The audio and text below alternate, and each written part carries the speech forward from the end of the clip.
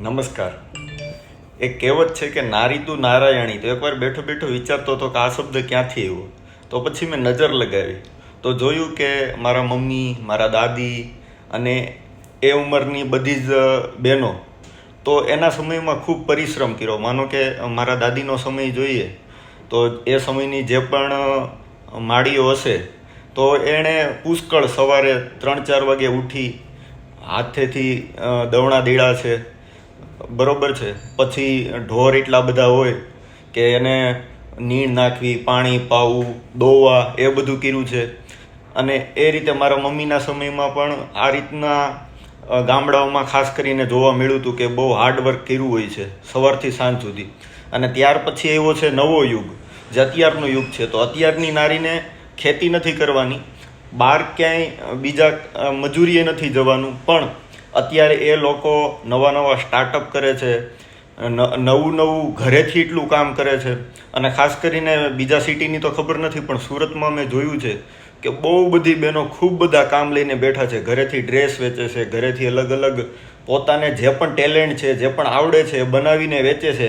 અને એ રીતે પોતાનો બિઝનેસ ચાલુ કરે છે. અને બિઝનેસ ચાલુ કરવા સાથે એમને જે ઘરનું કામ છે, જે વર્ષોથી કરતી આવે છે, તો કરવાનું જ છે.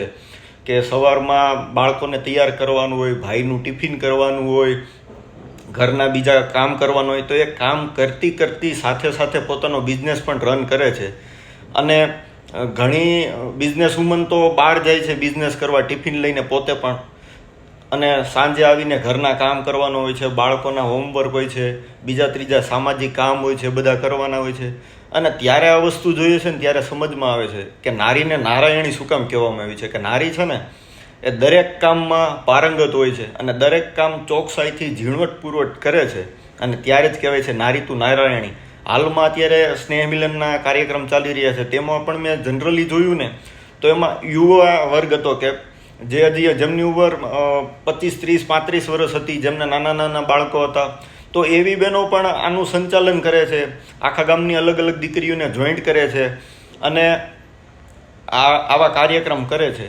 તો આ જે લીડરશિપ વિકસી છે ને, એ લીડરશિપને 100 સલામ છે. કે આ લીડરશિપને કારણે જ આ દેશ ટકી રહ્યો છે અને આ લીડરશિપને કારણે જ આપણો દેશ આગળ વધી રહ્યો છે. અને આ લીડરશિપને કારણે જ આ બહેનોની લીડરશિપથી જ એક દિવસ આ દેશ વિશ્વગુરુ બનશે. ધન્યવાદ. જય હિન્દ, જય ભારત, જય શ્રી કૃષ્ણ.